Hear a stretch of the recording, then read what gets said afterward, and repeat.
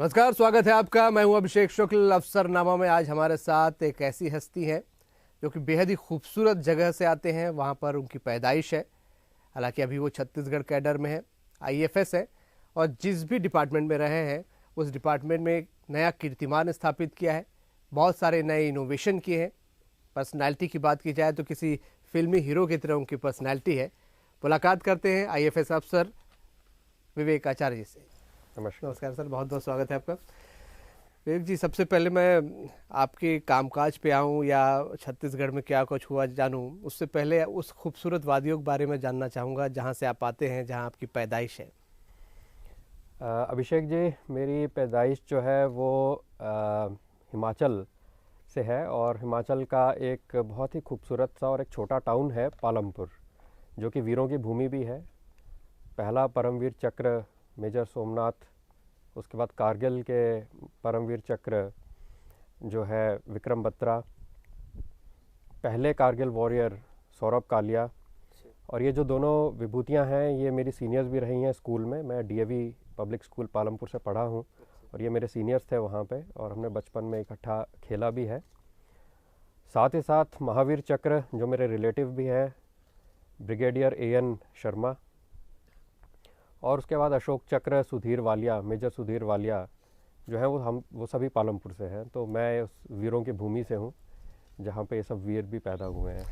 बहुत अद्भुत, बड़ी बात आपने यहाँ पर बताई कि वीरों की भूमि से हैं और उसी वीरता के साथ आप यहाँ काम भी कर रहे हैं। एजुकेशन की बात करें तो कहाँ पर आपकी एजुकेशन, क्या हिमाचल में ही पूरी एजुकेशन आपकी हुई है? मेरी स्कूलिंग जो है वो हिमाचल में हुई है। जैसे कि मैंने बताया कि डीएवी पालमपुर है, वहाँ पे मेरी स्कूलिंग हुई है, तो नर्सरी से +2 तक वहीं पढ़ा हूँ। उसके बाद मेरी ग्रेजुएशन जो है वो मैंने थोड़ा लीग से हट के ग्रेजुएशन की है। मेरी बीएससी फॉरेस्ट्री में मैंने ग्रेजुएशन की है, जो कि सोलन एक टाउन है शिमला के पास, वहाँ पे Yashwant Singh Parmar university of horticulture and forestry है, वहाँ से मैंने ग्रेजुएशन की थी। उसके बाद मैं एक आईसीआर जेआरएफ के रूप में तमिलनाडु एग्रीकल्चर यूनिवर्सिटी से मेरी कोयम्बतूर, वहाँ मैंने एमएससी की है। यूपीएससी फाइट करना है या इसमें जाना है, ये कैसे सोचा आपने? जब मैं 8th क्लास में था तो हमारे जो साइंस के टीचर हैं वो पहली बार हमें ट्रैकिंग पे 8th के बोर्ड के एग्ज़ाम्स के बाद जो महीने की छुट्टियां पड़ती हैं फर्स्ट टाइम लेकर गए थे। उनका उद्देश्य था कि बच्चों को साइंस के साथ जोड़ें, और बॉटनाइजेशन और पेड़ पौधों से उन्होंने हमें वहाँ जाके थोड़ा सा ट्रैकिंग के बहाने हमें लेकर गए। वी इंजॉयड, हमें जंगल में बहुत मज़ा आया, बहुत अच्छा हमने किया, और उसके बाद वो धीरे धीरे हमारा एक रेगुलर सा टेन्योर बन गया। जब भी हमें मौका मिलता था तो हम आसपास के फॉरेस्ट में और पहाड़ों में ट्रैकिंग पे जाते थे। धीरे धीरे ये मेरी हॉबी बन गई। +2 के बाद जब सब लोग इंजीनियरिंग और मेडिकल की तरफ जाते हैं तो मैंने उस समय डिसीज़न लिया कि मैं अब मेरी हॉबी को ही मेरा करियर बनाऊंगा। और उस समय पता चला कि एक आईएफएस एक होता है, जॉब होता है, एक डीएफओ एक पोजीशन होती है। क्योंकि हम जब भी जाते थे जंगल में तो वहाँ रुकने के लिए, गेस्ट हाउस में ठहरने के लिए हमें हमेशा डीएफओ की परमिशन लगती थी। और कई बार ऐसा भी हुआ कि हम डीएफओ की परमिशन के बगैर, हमें जो चौकीदार है उसने घुसने भी नहीं दिया। और 1-2 बार तो हमें ठिठुरते हुए ठंड में गेस्ट हाउस खाली होने के बावजूद भी बाहर कॉरिडोर में सोना पड़ा। तो तभी हमने निश्चय किया था कि डीएफओ ही बनेंगे, आईएफएस जॉब करेंगे और यूपीएससी करेंगे। फैमिली बैकग्राउंड आपके क्या है? भाई या पिता आपके क्या करते थे? क्या सभी कोई आप पहले व्यक्ति जो सिविल सर्विस में आए हैं या इससे पहले भी? मेरी फैमिली से मैं पहला हूं जो सिविल सर्विस में आया हूं। मेरी एकेडमिशियंस की फैमिली है। मेरे घर में सारे ही पीएचडी है, अलग अलग स्ट्रीम में, सब साइंटिस्ट हैं। मेरे ब्रदर जो है वो भी साइंटिस्ट हैं सीएसआईआर में, वो पालमपुर में ही है। मेरे पिताजी भी जो है वो साइंटिस्ट हैं एग्रीकल्चर यूनिवर्सिटी से पालमपुर में, रिटायर हुए हैं। और मेरी वाइफ भी जो है वो पीएचडी हैं। तो मेरे घर में एक जोक है कि मैं सबसे कम पढ़ा लिखा इंसान हूँ मेरे फैमिली में। आमतौर पे मैंने कई इंटरव्यूज़ किए हैं, आईएएस, आईएफएस या आईपीएस, उनके जहन में या बाहर एक परसेप्शन है कि नक्सल प्रभावित इलाका है, एयरपोर्ट से उतरेंगे और नक्सली दिखने शुरू हो जाएंगे। तो क्या यहाँ कुछ आने से पहले किसी ने रोका टोका नहीं, या आपके दिमाग में कुछ नेगेटिव नहीं चल रहा था? छत्तीसगढ़ कैडर जब मिला था तो डेफिनेटली एक इफ़ एंड बट तो दिमाग में थे, और एक डर भी जो है वो था, क्योंकि हमेशा छत्तीसगढ़ की जो है वो न्यूज़ जो आती है वो नेगेटिव न्यूज़ ही आती है। तो जब कैडर मिला था तो कुछ समय के लिए तो हाँ, दिमाग में वो क्वेश्चन आया था और एक डर भी लगा था। और अपने से ज़्यादा जो घर के आसपास रहते हैं, घर वाले हैं, उन लोगों ने जब सुना था और उन्होंने बोला था कि अब क्या करोगे, पूरी लाइफ वहाँ कैसे रहोगे। इवन जो हमारे आईएफएस के और कॉलेज के भी बैचमेट्स हैं, उन्होंने भी मजाक किया था कि तुम्हारा दंतेवाड़ा में जाओगे और तुम्हारी वहाँ पोस्टिंग होगी तो वहाँ तो पूरे नक्सली हैं, तुम कैसे रहोगे, and it will be very difficult, तो आप इस पे विचार करो। बट तब भी ये लगा था कि वहाँ तो लोग रहते ही हैं और एक शासन ने रिस्पॉन्सिबिलिटी दी है, तो वहाँ पे जाके वहाँ की समस्याओं को हम समझेंगे और कोशिश करेंगे कि जब हम उस कुर्सी पे बैठेंगे जहाँ हम कुछ बदलाव ला सकते हैं, तो हम विद ऑल गुड इंटेंशंस वहाँ काम करेंगे और बदलाव लाने की कोशिश करेंगे। फिर आप यहाँ पहुँचे, कहाँ पहली आपकी पोस्टिंग हुई और किस तरीके से वो डर धीरे धीरे जो एक झिझक थी वो ख़त्म हुई? मेरा डर स्टार्टिंग में ही ख़त्म हो गया, क्योंकि मेरी पहली पोस्टिंग जो है वो ट्रेनिंग मैंने बस्तर में हुई, ऑफिस ट्रेनिंग, और ऑफिस ट्रेनिंग के बाद पहली फील्ड पोस्टिंग जो मेरी हुई वो एसडीओ कोंटा में, जो कि नक्सलियों का उस समय गढ़ माना जाता था 2008-9 में। तो वहाँ मैं एसडीओ कोंटा के रूप में मेरी फर्स्ट पोस्टिंग हुई। तो बोलते हैं कि बैप्टिज़म विद फायर, तो बैप्टिज़म विद फायर ही मेरी हुई थी। और एसडीओ कोंटा के रूप में जब मेरे पास जो एरियाज़ आते थे वो आज भी अगर आप सोचो तो बहुत जगरगुंडा और किष्टाराम, गोलापल्ली, दोरनापाल, इस टाइप के इलाके प्रभावित, जहाँ पे हमेशा वारदातें होती थी जी। तो इस टाइप का वहाँ पे था और मेरी स्टार्टिंग वहीं पे हुई। लगभग 4-6 महीने में जब वहाँ रहा तो मैंने कोशिश की है नए प्रयास करने के और लोगों को ज़्यादा से ज़्यादा काम देने का, कुछ लाइवलीहुड के, जीविकोपार्जन के काम मैंने वहाँ पे स्टार्ट करवाए। तो एक बड़ा पॉजिटिव इम्पैक्ट वहाँ पे रहा और लोगों ने सराहना की, जिससे मेरे को उन एरियाज़ में रहने का, उन क्षेत्रों में काम करने का हौसला बना। अब क्या छत्तीसगढ़ के लेकर इमेज है आपके दिमाग में? छत्तीसगढ़ सबसे प्रोग्रेसिव स्टेट्स में से एक है, और आने वाले स्टेट्स जो इतने भी हम बात करते हैं कि नए टाउन्स जिनकी हम बात करते हैं, नई सिटीज़ की हम बात करते हैं, तो उनमें सबसे अग्रणीय अगर है तो इस समय छत्तीसगढ़। अगर आप 2000 में जो नए स्टेट्स बने थे उनमें अगर तुलना करें कि झारखंड, उत्तराखंड और छत्तीसगढ़, तो बाकी दो स्टेट्स की तुलना में छत्तीसगढ़ ने बहुत ज़्यादा प्रोग्रेस की है।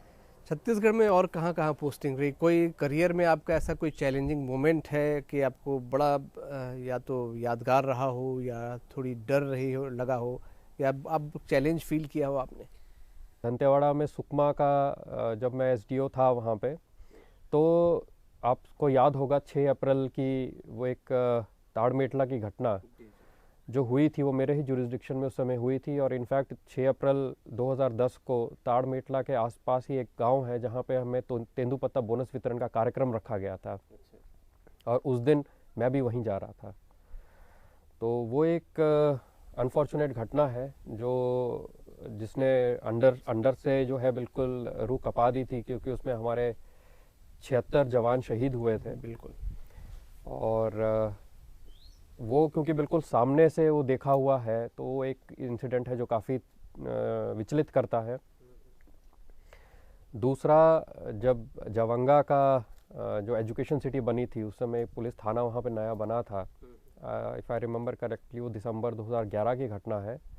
तो वो एक घटना है जिसका मैं चश्मदीद हूँ। वो रात के 12 बजे के करीब की घटना है और मैं वहीं से क्रॉस हो रहा था उस समय जब वो पुलिस स्टेशन को नक्सलियों के द्वारा उड़ाया गया था। तो वो दो ऐसी चैलेंजिंग घटनाएं हैं जिनको याद करते हैं उस क्षेत्र में, लेकिन उससे अच्छी यादें भी हैं जुड़ी हुई, क्योंकि दंतेवाड़ा के कई ऐसे क्षेत्र हैं जहाँ पर हमने क्रेडा के माध्यम से सोलर एनर्जी दी थी। तो वहाँ पे गाँव में हमने पहले बिजली पहुँचाई थी, और जो आनंद की अनुभूति वहाँ हुई थी और जो स्वागत गांव वालों ने मेरा किया था वहाँ जब मैं गया था मुआयना करने, तो उसकी खुशी जो है उससे लगता है कि हाँ, एक प्रोफेशनल सेटिस्फेक्शन मेरे को मिली थी उसके। परिवार भी आपके साथ वहाँ रहता था, आपकी वाइफ भी वहाँ रहती थी साथ में आपके? जी, मेरी वाइफ भी पूरे मेरे टेन्योर में साथ रही हैं। तो परिवार की तरफ से कोई चिंता होती थी या कुछ कहा जाता था? किस तरीके का सपोर्ट मिलता था या चिंता जताई जाती? परिवार का पूरा सपोर्ट रहा है। वो हमेशा इवन सुकमा, कोंटा में भी वो मेरे साथ रही हैं। और तब हम न्यूली मैरिड थे, तो फर्स्ट जब वो आई हैं तो हिमाचल जहाँ 35 डिग्री को बहुत गर्मी माना जाता है, वहाँ से वो कोंटा में पहुँची थी। और मेरे को याद है वो मई जून का ही महीना था और कोंटा में उस समय 49-50 डिग्री चल रहा था। 35 डिग्री से 50 डिग्री का जो सफ़र था वो उनके लिए बड़ा डिफ़िकल्ट था। और दूसरा, उनको नक्सली समस्या के बारे में इतना नॉलेज नहीं था, लेकिन जब उन्होंने यहाँ पहुँची वो डरी तो थी हाँ थोड़ा बहुत, लेकिन जब वहाँ रहीं और उन्होंने समस्या को भी समझा और उसके बाद देखा तो उन्होंने रादर सपोर्ट किया कि इस समस्या को ख़त्म करने के लिए आप जो प्रयास कर सकते हो वो आप करिए, मेरा सपोर्ट आपके साथ है। आपने भी बस्तर से लेकर सरगुजा तक तमाम जगहों पर अपनी सेवाएं दी है। छत्तीसगढ़ की संस्कृति को लेकर आपकी क्या फीलिंग है, और आप डिपार्टमेंट को लेकर के आपका डिपार्टमेंट कुछ इस पर खास करने जा रहा था कि ये संस्कृति बाहर के लोगों को भी नज़र आए, दिखे? जी बिल्कुल। अगर हम संस्कृति की बात करें तो सांस्कृतिक रूप से सब क्षेत्रों में से या आसपास के राज्यों में से अगर हम बात करें तो एक बहुत ही अग्रणीय राज्य जो है ये है। यहाँ की संस्कृति बहुत रिच संस्कृति है। अगर हम खान पान की बात करें तो अगर हम भाजी की बात करें तो 60 से ज़्यादा भाजियाँ अलग अलग प्रकार की हर सीज़न में यहाँ मिलती है। चावल की बात करें तो अलग अलग वैरायटी के चावल हैं। सरगुजा का जो है अलग है, बस्तर का अलग है, कोदो कुटकी अलग रहती है। बहुत ही पौष्टिक आहार है। और आज की डेट में अगर बात की जाए तो हम वापस प्रोसेस्ड फूड से नेचुरल फूड की तरफ आ रहे हैं और नेचुरल फूड सबसे ज़्यादा हमें छत्तीसगढ़ में मिलता है। वैसे ही अगर नृत्य की बात करें तो लगभग 13 से 14 अलग अलग प्रकार के नृत्य हमें यहाँ देखने को मिल जाते हैं। जबकि अगर हम दूसरे राज्यों की बात करें जैसे पंजाब, जिनका बहुत अच्छा रिच कल्चर है, तो उनका भी एक भांगड़ा है और गिद्दा है। लेकिन यहाँ पे आपको कम से कम 13 फॉर्म मिल जाते हैं। पंथ नृत्य अलग है, गेड़ी नृत्य अलग है। तो ऐसे 13 से 15 नृत्य हमें यहाँ मिल जाएंगे। वैसे ही अगर जनजातियों की बात करें तो हर जनजाति की अलग अलग परंपराएं हैं। बस्तर की परंपराएं सरगुजा की परंपराओं से अलग है। सरगुजा की जो है वो मध्य क्षेत्र से अलग है। तो इनको प्रमोट करने के लिए क्या कुछ आप लोग कर रहे हैं कि बाहर के लोगों को जानकारी मिले या इन कलाकारों को ही सहेज कर रखा जा सके? बिल्कुल। इसके लिए हमने एक पहल की है कि सबसे पहले तो हम जितने भी लोक कलाकार हैं छत्तीसगढ़ के, इनका हम चिन्हारी पोर्टल के माध्यम से इनका पंजीयन कराएंगे, जिससे कि हमारे पास एक जानकारी आए कि हमारे पास राज्य में कितने लोक कलाकार हैं, किस किस अलग अलग टाइप के हैं, वो अलग अलग चीज़ों में पारंगत जो रहेंगे। उन सभी के पंजीयन के बाद जितनी भी हमारी गवर्नमेंट की स्कीम्स हैं, जितनी भी योजनाएं रहती हैं, उनका वो लाभ उठा सकते हैं। उसके साथ ही साथ हम छोटे छोटे वीडियोस, क्योंकि आजकल अगेन सोशल मीडिया का ज़माना है, तो इन सारी चीज़ों को, परंपराओं को हमें सहेजना है। क्योंकि धीरे धीरे कहीं ना कहीं सब लोग अर्बनाइजेशन की तरफ आ रहे हैं, शहरीकरण हो रहा है, सब लोग शहर की तरफ आ रहे हैं, तो कहीं ये परंपराएं विलुप्त ना हो जाए। उनको बचाने के लिए हम इन सब का डिजिटाइजेशन करवाएंगे। इनकी वीडियोग्राफी, फोटोग्राफी करा के इनके डिजिटल प्लेटफॉर्म्स तैयार करेंगे, जिससे कि आने वाले जो समय है वो लोग पहचान सके कि ये हमारी संस्कृति हुआ करती थी और हमें सहेजना भी है और इसको आगे भी बढ़ाना है। बड़ी अच्छी पहल है ये, और उम्मीद भी करते हैं कि इस पोर्टल के ज़रिए कलाकारों को तो प्रोटेक्शन मिलेगा ही, बाहर भी लोगों तक हमारी संस्कृति पहुंचेगी। इसी के साथ फिल्म सिटी भी हमें एक जो है फ्यूचर की, बिल्कुल बिल्कुल, तो उसके लिए भी हम एक फिल्म नीति तैयार कर रहे हैं और लोक कलाकारों के पंजीयन और उनके भुगतान से संबंधित भी नियम जो है वो शासन के द्वारा बनाए जा रहे हैं। आने वाले समय में वो भी तैयार हो जाएंगे। काम से अलग हट के कुछ सवाल है, आपकी हॉबीज़ क्या हैं? क्या आप खाली वक्त में करना पसंद करते हैं? मैं अलग अलग टाइप का मेरा हॉबीज़ रहा है। जैसे कि एक मैंने बताया आपको, ट्रैकिंग मेरी एक हॉबी रही है। उसी के साथ मैं एक स्पोर्ट्समैन भी रहा हूँ और मैंने क्रिकेट जो है वो काफ़ी हायर लेवल तक खेला है। इवन जो 20 प्रोबेबल्स जो होते हैं रणजी के, तो हिमाचल के लिए उसमें भी मेरा एक टाइम सिलेक्शन हुआ था। और करियर का एक दौर मेरे पास ऐसा आया था कि जब मुझे क्रिकेट और पढ़ाई के बीच में चुनाव करना था, लेकिन वो ज़माना 2000 का था और उस समय तेंदुलकर, द्रविड़, सौरभ गांगुली और महान क्रिकेटर्स जो हुए हैं, उनका और मेरा करियर शायद एक पीक जो है वो सेम टाइम पर रही थी, और मैं उनसे ज़्यादा टैलेंटेड नहीं था। तो उस समय मैंने राइट डिसीजन लिया कि मैं यूपीएससी की तैयारी करूं और उसमें कंटिन्यू करूं। तो क्रिकेट मेरा एक शौक़ रहा है और मुझे अब भी जब भी मौका मिलता है तो मैं उसको खेलता हूं। साथ ही साथ मैं स्पोर्ट्समैन ही रहा हूं, इसलिए मैंने स्कूल का मैं वॉलीबॉल कैप्टन भी रहा हूं। यूनिवर्सिटी लेवल पे मैंने टेबल टेनिस में रिप्रेजेंट किया है। उसके साथ मैं बैडमिंटन का भी एक अच्छा प्लेयर रहा हूं और लॉन टेनिस भी खेलना पसंद करता हूं। आपकी पर्सनैलिटी काफ़ी फिल्मी सितारों जैसी, हीरो जैसी है। आपकी वाइफ कहाँ से, क्या अरेंज मैरिज है आपकी या लव मैरिज? मेरी अरेंज मैरिज है। घर से मेरी वाइफ का घर बहुत पास है और वो मेरे फ्रेंड्स को सारों को जानती थी और हमारे कॉमन फ्रेंड्स थे, मैं उनके फ्रेंड्स को जानता था। बट अनफॉर्चुनेटली हमने कभी एक दूसरे से ना मिले, ना मुलाकात हुई, ना कभी दिखे। तो इतना पास होने के बावजूद भी हम में शायद विधि का विधान था, तो उस समय तो कभी मिले नहीं। लेकिन जब हम पहली बार मिले, जब घर वालों ने मिलाया और हम पहली बार मिले और आपस में बात की, तो जो उन्होंने अपने फ्रेंड्स के बारे में बताया तो मैंने उनसे पूछा, रहे इन लोगों को तो मैं जानता हूँ, और मेरे फ्रेंड्स को वो जानती थी। डेस्टिनी थी यहाँ पर आप लोगों का मिलना। जब खाली वक्त का आपने बताया कि स्पोर्ट्समैन, अब तो बहुत ज़्यादा आपको खेलने का मौका शायद यहाँ ना मिलता हो। परिवार के साथ जब समय बिताते हैं तो क्या क्या करना पसंद करते हैं? घूमने जाते हैं, फिल्में देखते हैं, कैसे समय गुजारते हैं? मैं दोनों ही करता हूँ। मैं अपने परिवार के साथ जो है, जब भी कोशिश रहती है सैटरडे संडे को, कोशिश तो खैर हर सैटरडे संडे को रहती है, जब भी कोई नई मूवी आती है तो मैं कोशिश करता हूँ एक मूवी हम देख सकें और एक परिवार के साथ एक क्वालिटी टाइम स्पेंड कर सकें। और कोशिश मेरी ये भी रहती है कि साल में एक बार अपने परिवार को एक हफ्ते के लिए कहीं ले जा सकूं, इस स्टेट से बाहर, कहीं ऐसी जगह जहां मैं अफसर ना हो, एक कॉमन मैन की तरह रहूं और एक नॉर्मल लाइफ एक टूरिस्ट के रूप में वहां पे एंजॉय कर सकूं। तो बाहर जाना भी मैं पसंद करता हूं। मैं आपसे कुछ ऐसे गाइडेंस भी चाहूँगा। बहुत से लोग हमसे मिलते हैं, स्टूडेंट्स जो कि यूपीएससी फाइट कर रहे होते हैं।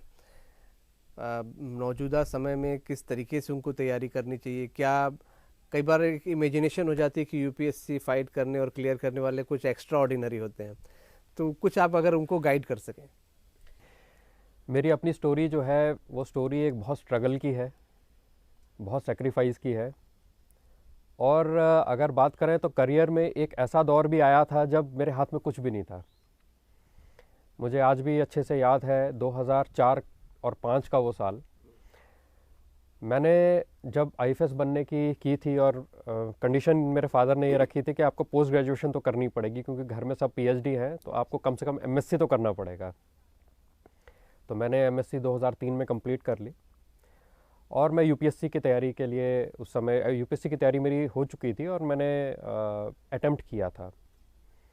और पहले अटेम्प्ट में मेरा आईएफएस में सिलेक्ट नहीं हुआ। क्रिकेट मैंने 2001-2 में प्रोफेशनल क्रिकेट से एक तरह से संन्यास ले लिया था। साथ ही साथ मैंने पीएचडी ज्वाइन कर ली थी, बट वो मैंने इसलिए ज्वाइन की थी कि घर वालों से अगर पूछे कि बच्चा क्या कर रहा है, लड़का क्या कर रहा है, तो वो बता सके कि पीएचडी कर रहा है। और उसके बाद मेरा कैंपस सिलेक्शन भी हुआ था प्राइवेट कंपनी में, और मैंने सहारनपुर स्टार पेपर मिल्स है वहाँ पे एज असिस्टेंट मैनेजर मैंने जॉब भी ज्वाइन की थी। लेकिन वो 2004-5 का एक ऐसा समय आया था जब मेरी सिलेक्शन के बाद मैंने जॉब ज्वाइन नहीं किया, पीएचडी मैंने छोड़ दिया, क्रिकेट मैंने छोड़ दिया और यूपीएससी में मेरी सिलेक्शन नहीं हुई। और जब भी मैं उस समय तैयारी करता था तो मुझे याद है उस समय 18 घंटे भी 24 घंटे में से मैंने पढ़ाई की है। 12 से 4 मेरा सोने का टाइम होता था, रात को 12 सोता था, 4 बजे उठता था। लेकिन ऐसी तैयारी करते करते आप मेंटली और फिजिकली एग्जॉस्ट हो जाते हैं। तो वो समय मेरे पास भी कई बार आया और मुझे लगता था कि मैं इतनी मेहनत क्यों कर रहा हूँ, कि चुपचाप पीएचडी करके कहीं और छोटी मोटी नौकरी करके सेटल हो जाऊँ। बट अंदर से एक आग थी कि नहीं, कुछ बड़ा करना है लाइफ में, कुछ हासिल करना है। तो वो आग अंदर से जलती रही और मैंने उसको जलाए रखा। तो पहले अटैम्प्ट में नहीं हुआ, दूसरे अटैम्प्ट में नहीं हुआ, फिर तीसरे अटैम्प्ट में मैंने उसको क्लियर किया। तो मैं जितने भी एस्पिरेंट्स हैं उनको यही बोलूँगा कि आप मेहनत करते जाओ, पीछे नहीं हटना है। क्योंकि कई बार ऐसा होता है कि आप बिल्कुल लक्ष्य के करीब होते हो और आप छोड़ देते हो, तो उसको आपने छोड़ना नहीं है। दूसरा, गोल्स अपने लाइफ में सेट कर लो कि मुझे क्या करना है। क्योंकि एक समय जब 2004-05 की बात कर रहे हैं तो उस समय स्टेट पीएससी का भी निकला था, और स्टेट पीएससी में जो मेरे दोस्त थे और जो उस समय कॉलेज में मेरे से शायद कम जिनके नंबर थे, उन सब का सिलेक्शन हो गया। और मेरे को मेरे कैंपस में एक फील्ड जीनियस बोलते थे कि ये जीनियस तो है but he is a field genius. इसकी कैंपस सिलेक्शन हुई, ये इसने वहाँ ज्वाइन नहीं किया, पीएससी का इसने फॉर्म भरे, एग्ज़ाम लिखने नहीं गया, यूपीएससी लिखा वो हुआ नहीं, क्रिकेट इसने छोड़ दिया। मैं कल्चरल एक्टिविटीज़ में भी अच्छा था और मैं एक डांसर भी था। मैं ब्रेक डांस भी करता था और मेरा एक कल्चरल ट्रूप था हमारा, तो हम उसमें मैं एक भांगड़ा डांसर भी था। और मैंने national integration camps, national youth camps भी अटेंड किए हैं, वो भी मैंने छोड़ दिए थे। तो ultimately I was called as a field genius, जिसको सब कुछ आता है लेकिन उसने लाइफ में कुछ भी अचीव नहीं किया। उस पूरे दौर में आपने क्या चीज़ थी, एक चीज़ मैं अगर पूछूं तो, जो आपको लगातार बना रहा कि नहीं आप सफल होंगे? मेरा सेल्फ कॉन्फिडेंस। मुझे लगता था कि मुझ में वो है जो एक यूपीएससी के आईएफएस अधिकारी में होना चाहिए, और मुझ में वो कैपेबिलिटीज़ है। दूसरा, एक सोसाइटी में और देश में बदलाव, एक पॉजिटिव बदलाव लाने की मुझे लगता था कि मेरी एक सोच है और क्षमता है। तो अगर ये नहीं कर पाऊँ तो कहीं ना कहीं मैं अपनी क्षमताओं से कम काम करूँगा। इवन जब मैं प्राइवेट में मैंने 5-6 महीना काम किया, मुझे उस समय जो सैलरी मिलती थी वो आईएफएस की सैलरी से ज़्यादा थी, लेकिन वो प्रोफेशनल सेटिस्फैक्शन नहीं थी, क्योंकि वहाँ मैं एक पर्टिकुलर कंपनी के लिए उनको पैसा कमा के दे रहा था। यहाँ पे मुझे भले पैसा कम मिल रहा था, लेकिन एक सेटिस्फैक्शन थी कि मैं देश की उन्नति के लिए काम कर रहा हूँ। मैं चाहूँगा कि आपने बताया कि वो दोनों साइड टेप की जो गाना रिकॉर्ड करके आप सुना करते थे, अगर उसकी कुछ लाइन आप गुनगुना दें लक्ष्य का। हाँ यही रास्ता है तेरा, तूने अब जाना है। हाँ यही रास्ता है तेरा, तूने पहचाना है।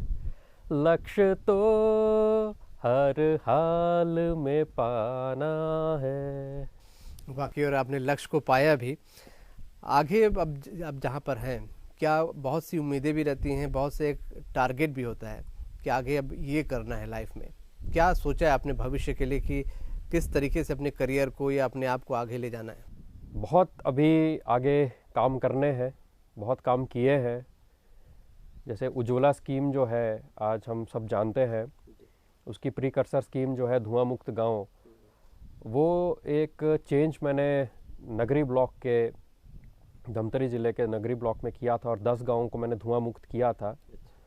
और उस समय FDF scheme, fuel wood dependency free scheme के नाम से हमने उसको लॉन्च किया था, और वो काफ़ी हिट हुई थी। उसी के बाद जो है वो उस पर काम करते करते बाद में जो है सिमिलर स्कीम जो है सेंट्रल गवर्नमेंट लेकर आई थी, जिसको उज्ज्वला स्कीम के नाम से हम जानते हैं आज की डेट में। वो आज भी जब गैस सिलेंडर के साथ पोस्टर्स में देखता हूँ तो एक सेटिस्फैक्शन मिलती है कि एक मैंने जो काम किया था उसको एक नेशनल रिकग्निशन मिला है। सोलर कोल्ड स्टोरेजेस का एक हमने स्टार्ट किया था उस समय के, जो लघु वनोपज होते हैं उनको सोलर कोल्ड स्टोरेजेस के माध्यम से उनकी शेल्फ लाइफ को बढ़ाया जाए। और तीसरा, 2015 में जब छत्तीसगढ़ और पूरे राष्ट्र में थोड़ा अकाल पड़ा था, स्पेशली छत्तीसगढ़ के लिए अगर मैं बात करूं, तो उस समय हमने ग्रासलैंड मैनेजमेंट के लिए काम किया था कि जो हमारे पशु हैं उनको कभी भी चारे की कमी ना पड़े, तो ऐसे हम ग्रासलैंड्स, चारागाह जो है वो विकसित करें जंगल में, जंगल के आसपास, कि कभी भी उनको चारे की कमी ना हो, घास की कमी ना हो। तो वो एक ऐसे काम है जो मुझे पर्सनल लेवल पे सेटिस्फैक्शन देते हैं, जो मैं फील्ड में इम्प्लीमेंट कर पाया। छत्तीसगढ़ में और क्या संभावनाएं देखते हैं मौजूदा? आप चाहे फॉरेस्ट की बात कर लें या संस्कृति को लेकर बात कर लें, या ओवरऑल आप देखते हैं यहाँ के यूथ, यहाँ के लोगों के बारे में क्या राय है? किस तरीके से देखते हैं कि इसका भविष्य आगे बढ़ता दिख रहा है? इसका भविष्य बहुत सुनहरा है, क्योंकि जैसे हमें पता है कि 44% छत्तीसगढ़ की जो जोग्राफिकल एरिया है, भौगोलिक क्षेत्र है, वो जंगल से भरा हुआ है। लघु वनोपज का यहाँ पर बहुत ज़्यादा स्कोप है काम का।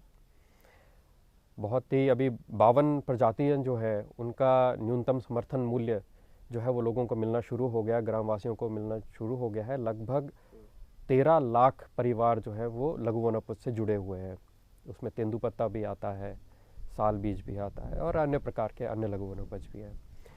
अगर हम रूरल इकोनॉमी की बात करें तो इस कोरोना काल में भी छत्तीसगढ़ को वो आर्थिक संकट नहीं देखना पड़ा जो बाकी देश को और बाकी राज्यों को देखना पड़ा, तो उसमें लघु वनोपज का एक बहुत बड़ा रोल था।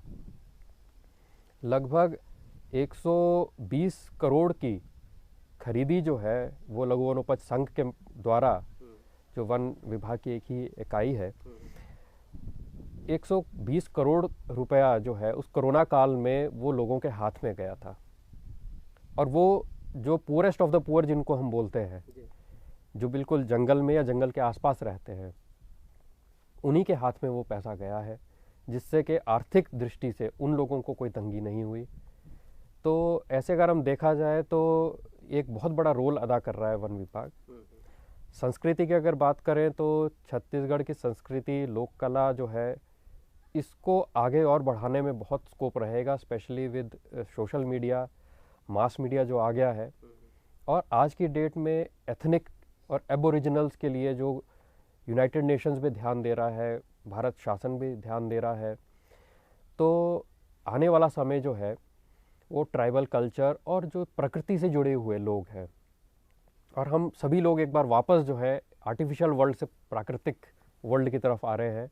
उसी से हमारा सुख सुविधा और हमारी लॉन्जिविटी की अगर हम बात करें तो उतना ही लंबा हम जी पाएंगे जितना हम प्रकृति के नज़दीक रहेंगे। बिल्कुल विवेक जी, बहुत बढ़िया लगा आपसे बात करके, और आपको देखकर बाहर की पर्सनैलिटी से जैसा लगता है कि बहुत आराम से आपको नौकरी मिल गई होगी और बहुत अच्छी लाइफ आपने जी होगी बड़े आसानी के साथ। लेकिन एक बड़ा संघर्ष आपके करियर में भी है, लाइफ में भी है, और निश्चित रूप से कम यूथ जो है आपको देख के बहुत इंस्पायर होगा। हमसे बात करने के लिए बहुत बहुत शुक्रिया आपका। Thank you. हमारे साथ थे विवेक आचार्य जी। उनकी लाइफ के बारे में, उनके गोल के बारे में, करियर के बारे में, संघर्ष के बारे में आपने जाना।